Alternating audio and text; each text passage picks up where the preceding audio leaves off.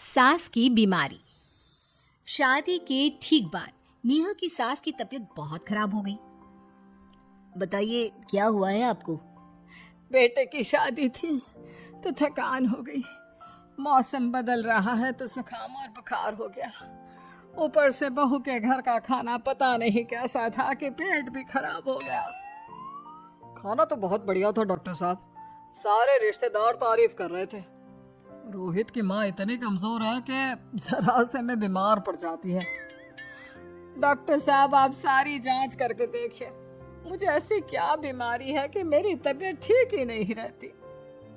फिलहाल तो ज्यादा कुछ नहीं है। पहले आपके जुकाम बुखार और पेट का इलाज कर लेते हैं, फिर बाकी के टेस्ट करवा लेंगे। अभी आप ये दवाइयाँ ले आइए। पिताजी मैं डॉक्टर साहब को छोड़कर और दवाइयाँ लेकर आता हूँ। माँ जी तो बीमार थी, इसलिए नेहा ने किचन संभाल लिया। माँ जी अब आपकी तबीयत कैसी है? पहले से ठीक है। आप बैठिए, मैं खाना लगाती हूँ। तेरे बाबूजी और रोहित ने खाना खा लिया? रोहित तो टिफिन लेकर ऑफिस गए हैं माँ, और बाबूजी ने खाना खा लिया है। आप शुरू कीजिए। ये क्या, खाने में इतना तेल इतने मसाले? अरे अभी अभी तो तबीयत ठीक हुई है मेरी, तुम क्या मुझे वापस बीमार करना चाहती हो? नहीं माँ जी, ऐसा नहीं है। क्या हुआ? देखो ये बहू ने कैसा खाना बनाया है। खाना तो बहुत ही स्वादिष्ट था। अरे मैं ये खाना खाऊंगी तो बीमार हो जाऊंगी ना। ओह हाँ, बहू को अभी पता नहीं ना तुम्हारे बारे में। रोहित समझा देगा उसे। देख बहू, अच्छे से समझ लेना कि इस घर में कैसा खाना बनता है। हाँ माँ जी, मैं समझ लूंगी, लेकिन अभी आप कुछ तो खा लो। ये खाना खा लूंगी तो कल का खाना खाने के लिए बचूंगी भी नहीं। सास की बातें सुनकर नेहा उदास हो गई। उसने रोहित के घर आती ही उससे माँ जी के खाने के बारे में पूछा। आज माँ जी ने मुझे खाने के लिए बहुत बुरा भला कहा। माँ को मसालेदार और तेल घी वाला खाना सूट नहीं करता, वो बीमार पड़ जाती हैं। ऐसी क्या बीमारी है माँ जी को? पता नहीं, आज तक कई डॉक्टरों को दिखाया, कितने टेस्ट करवाए, लेकिन कोई बीमारी पकड़ में ही नहीं आई। नेहा को कुछ समझ में तो नहीं आया, लेकिन उसने अपनी सास के हिसाब का खाना बनाना सीख लिया। माँ जी आज तो खाना ठीक है ना? खाना तो ठीक है, लेकिन ये मुआ रेडियो क्यों चल रहा है इतनी तेज आवाज में? वो माँ जी मैं अकेले काम करते करते बोर हो रही थी ना, तो टाइम पास करने के लिए चला दिया। तेरे इस टाइम पास के चक्कर में मेरा सर दर्द से फटने लगा है। तेज आवाज से मुझे माइग्रेन हो जाता है। सॉरी माँ जी, मुझे पता नहीं था। तुम्हें जब तक सब पता चलेगा तब तक मैं तो भगवान के पास ही पहुंच जाऊंगी। नहीं नहीं, ऐसा मत कहिए ना माँ जी। अब मैं कहीं भूख से ही ना मर जाऊं। खाना मेरे कमरे में रख दो। बेचारी नेहा, उस दिन उसे बहुत दुख हुआ। नेहा तुम रो क्यों रही हो? आज माँ जी ने मुझे बहुत बुरा भला कहा। मैं तो सिर्फ रेडियो सुन रही थी। ओहो, तुम माँ की बातों का बुरा मत मानो। उन्हें तेज आवाज से सर दर्द होने लगता है, दर्द की वजह से बोल दिया होगा कुछ। लेकिन मुझे तो ये सब पता ही नहीं था ना। इसलिए बाबूजी ने मुझे पहले ही फोन करके सब कुछ बता दिया, और मैं तुम्हारे लिए ये हेडफोन लाया हूँ। अब तुम अपने गाने भी सुन सकती हो और माँ को परेशानी भी नहीं होगी।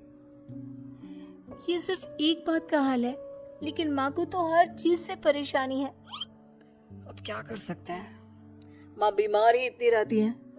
लेकिन माँ को ऐसी कौन सी बीमारी है? तुम्हें बताया तो था, किसी भी डॉक्टर को माँ की बीमारी समझ में नहीं आ रही। अब तुम भी ये सब सोचना छोड़ दो, ये हेडफोन लो और अपने पसंद के गाने सुनो। रोहित के गिफ्ट से नेहा की एक परेशानी तो दूर हो गई, लेकिन उसके मन में कई सवाल खड़े हो गए। आज मैं देर से उठा हूँ या तुम जल्दी उठ गई? वो माँ जी को कल रात भर सर दर्द हुआ ना, तो जल्दी उठकर उनकी जगह मैंने पूजा कर दी। अरे वाह, अच्छा अच्छा, हे भगवान ये किसकी करामत है? ये तो माँ जी की आवाज है। चलो चल के देखते हैं। क्या हुआ माँ?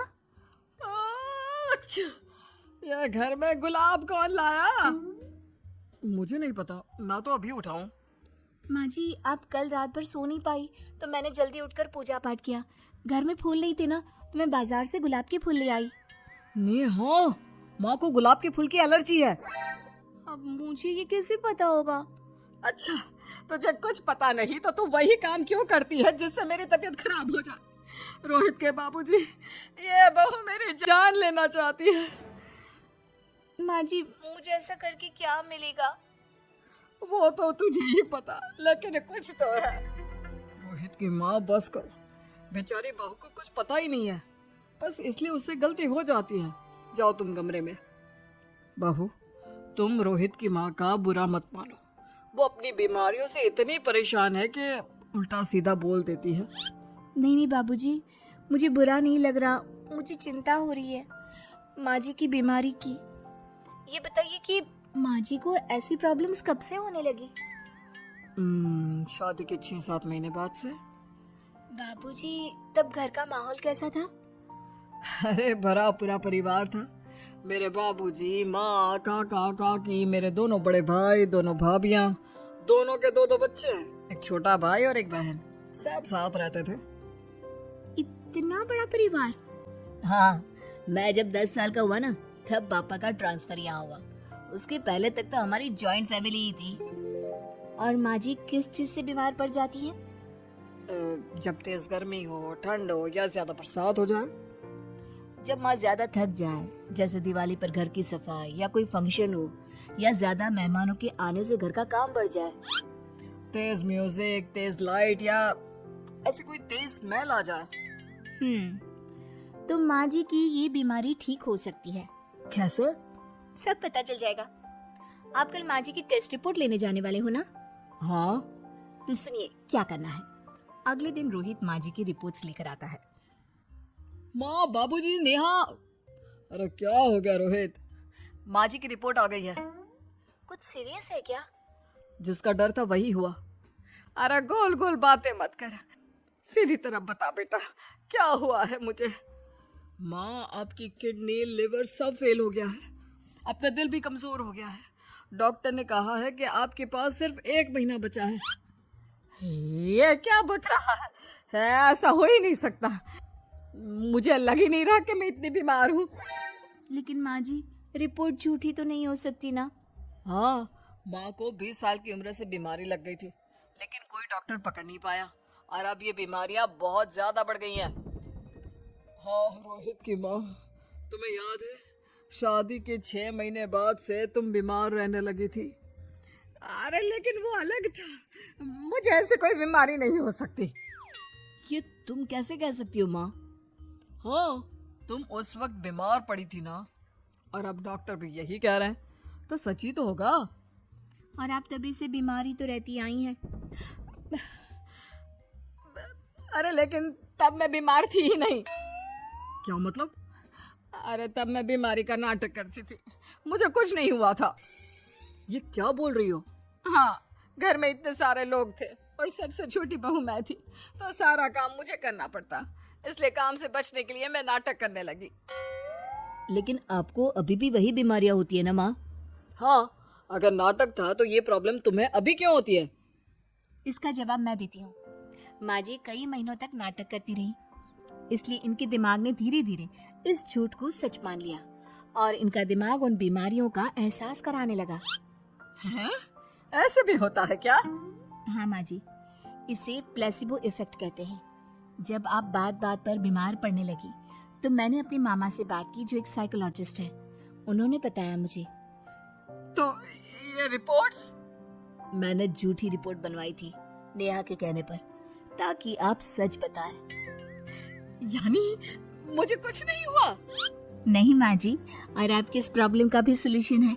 हम किसी अच्छे साइकोलॉजिस्ट को दिखाएंगे और आप जल्द ही ठीक हो जाएंगी। वाह बहू, मैंने तुझे इतना भला बुरा कहा और तूने मेरी जिंदगी भर की तकलीफें दूर कर दी। थैंक यू और सॉरी बहू। अरे मुझे भी तो सॉरी कहो, पूरी जिंदगी तुम्हारी सेवा की है, वो भी झूठ मूठ की बीमारी के लिए। हाँ हाँ, आप भी माफ कर दो मुझे, बस सॉरी। तो इस तरह नेहा ने अपनी सास की बीमारी पकड़ भी ली और ठीक भी कर दी।